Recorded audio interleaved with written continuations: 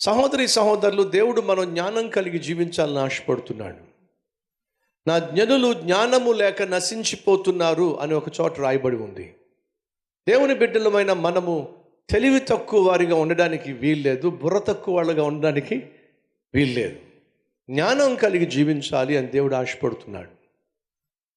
యెరూషలేము పట్టణమును గూర్చి గతంలో వారి గ్రంథాల్లో రాయబడింది. యెరూషలేము పట్టణము నిర్మించబడడానికి వీల్లేదు.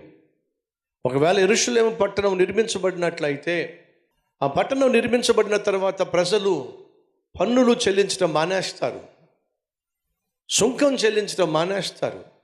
ఆ ప్రజలు తిరుగుబాటు చేసే ప్రజలు అని చెప్పి గతంలో కంప్లైంట్ రైజ్ చేయబడింది, కంప్లైంట్ ఇవ్వబడింది. ప్రతిఫలంగా యెరూషలేములో నిర్మించబడుతున్న మందిరం సుమారు 20 సంవత్సరాల వరకు కట్టబడలేదు, ఆటంకపరచబడింది. కాబట్టి చాలా తెలివిగా ఆ పట్టణం గురించి మాత్రం ప్రస్తావించకుండా తెలివిగా ఏమన్నాడంటే, నా పితరులు సమాధులుండు పట్టణము తగలబడిపోయిందయ్యా, గుమ్మాలు కాల్చేశారయ్యా, దుఃఖం లేకుండా ఎలా ఉంటాను అని అంటే అర్థం చేసుకున్నాడు రాజు. తన మనసులో ఏదో ఉంది, ఏం కోరుతున్నావు, ఏం ఆశిస్తున్నావు అని ఖచ్చితంగా రాజు నెహెమ్యాతో అన్నప్పుడు చక్కని మాటను చూద్దారండి. అప్పుడు రాజు, ఏమి కావలసి నీవు మనవి చేయుచున్నావు అని నన్ను అడుగగా, నేను ఆకాశం అందలి దేవునికి ప్రార్థన చేసి, రాజు ఎదుట ఉన్నాడు, రాజు మాట్లాడుతున్నాడు, తను మాట్లాడుతూ ఉన్నారు, వీళ్ళిద్దరి మధ్య సంభాషణ జరుగుతుంది. అలా సంభాషణ జరుగుతున్న సమయంలో సడన్గా రాజు అన్నాడు, నీకేం కావాలో కోరుకో అన్నాడు. వెంటనే నోరు తెరిచి నెహెమ్యా ఏమేమి కావాలో కోరుకోలా, తన మనస్సులో ఏం చేశాడో తెలుసా అండి? ప్రార్థన చేశాడు. ప్రార్థన చేసిన స్థలము ఎక్కడో చెప్పండి? రాజు నివసించే ప్యాలెస్. అనగా నువ్వు ప్రార్థన చేయవలసి వస్తే నువ్వు ఎక్కడ ఉంటున్నావో ఆ స్థలమును గూర్చినటువంటి ఆ స్థలాన్ని బట్టి నువ్వు భయపడాల్సిన అవసరము లేదు. అనగా నీ జీవితంలో ప్రార్థన చేయాలి అని మనసులో కోరిక పుట్టినట్లయితే నువ్వు ఎక్కడైనా ప్రార్థన చేయొచ్చు. ఆటోలో కూర్చుని ప్రయాణం చేస్తున్నావా, ప్రార్థన చేయొచ్చు. బైక్ మీద వెళ్తున్నావా, ప్రార్థన చేయొచ్చు. ఆఫీసులో పని చేసుకుంటున్నావా, మనసులో ప్రార్థన చేయొచ్చు. అనగా నువ్వు ఎక్కడున్నప్పటికీ, ఏ పరిస్థితుల్లో ఉన్నప్పటికీ కూడా ప్రార్థన చేయొచ్చు. ప్రార్థించిన స్థలము రాజు నివసించే ప్యాలెస్. అయినా నెహెమ్యా ప్రార్థన చేశాడు. 2, ప్రార్థించిన సమయం. ఎంతసేపు ప్రార్థన చేశాడు? రాజు మాట్లాడుతూ ఉన్నాడు, తను మాట్లాడుతూ ఉన్నాడు. ఈ లోపల రాజు అన్నాడు, ఏమీ కావలసి నీవు మనవి చేయుచున్నావు అన్నాడు. ఈ మాటకి వెంటనే సమాధానం చెప్పేసేయాలి. ఆ సమాధానం చెప్పే లోపట ఏం చేశాడట? ప్రార్థన చేశాడు. ప్రభువా నాకు జ్ఞానాన్ని ప్రభువా. మరి ఏమని ప్రార్థన చేశాడు? క్షణం, చిటికలో ప్రార్థన, చిన్న ప్రార్థన. ఎస్, నువ్వు రహస్యంగా చేసేటటువంటి సుదీర్ఘమైన ప్రార్థనలు ఏం చేస్తాయో తెలుసా? బహిరంగంగా ఉన్నప్పుడు చిన్న చిన్న ప్రార్థన నువ్వు చేసినా సరే అవి చాలా శక్తివంతంగా పనిచేస్తాయి. ఎప్పుడు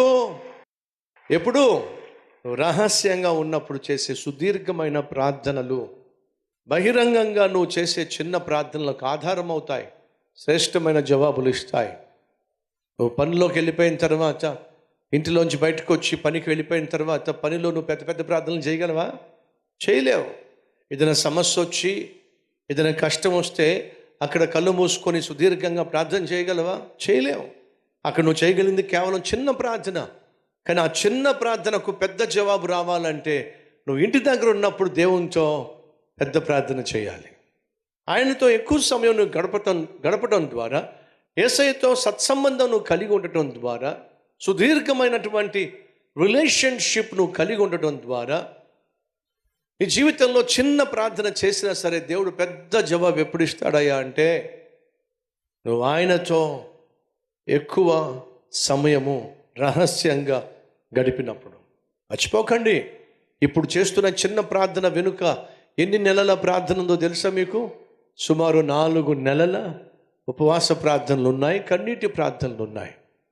ఆ ఉపవాస చెప్పాగా, పశ్చాత్తాప ప్రార్థన, ప్రలాపించిన ప్రార్థన, పస్తుండి చేసిన ప్రార్థన, ఈ చిన్న ప్రార్థన వెనుక ఉంది. నువ్వు చిన్న ప్రార్థన చేసినప్పుడు వెంటనే జవాబు రావాలంటే నీ వెనుక సుదీర్ఘమైన ప్రార్థనా జీవితము అత్యవసరం. మర్చిపోకండి.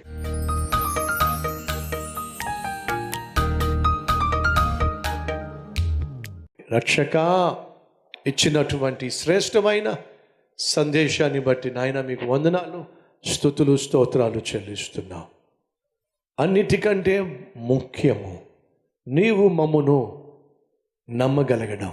అయ్యా, నీ దృష్టిలో నేను బహు నమ్మకమైన సేవకునిగా, నువ్వు నమ్మదగిన సేవకునిగా నాయనా నేను కనిపిస్తే అంత బాగుంటుంది. అటు కృప నాకు దయచేయ్యా, అటు మహాకృప నాకు దయచేయ్యా. నీ దృష్టిలో నాయన యథార్థవంతునిగా జీవించగలిగిన కృప మాకు దయచేయ్యా. యథార్థవంతులను బలపరచడానికే నీ కనుదృష్టి లోకమంతా సంచరిస్తుంది కదా. ఒకసారి నీ కనుదృష్టి మా సంఘం మీద పడులాగున సహాయించు, మా సంఘస్థుల మీద నాయన నీ కనుదృష్టి పడులాగున సహాయం చేయమని, ఫలితంగా మేమందరం నాయన ఫలించులాగున, అభివృద్ధి చెందులాగున కృప చూపించమని.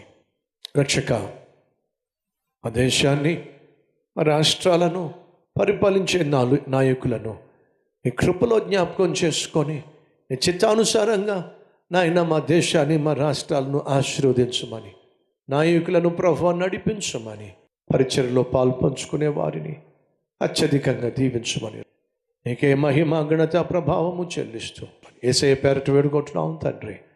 ఆమేన్.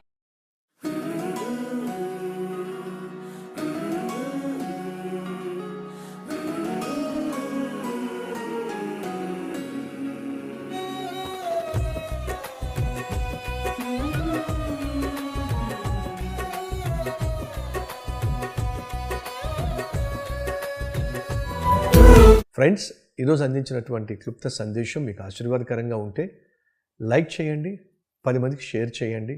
అలాగే ఈ సందేశం వల్ల మీరు ఎంతగా దీవించబడ్డారో ఒక కామెంట్ కూడా పెట్టవలసిందిగా కోరుతూ సెలవు తీసుకుంటున్నాను. Have a blessed day.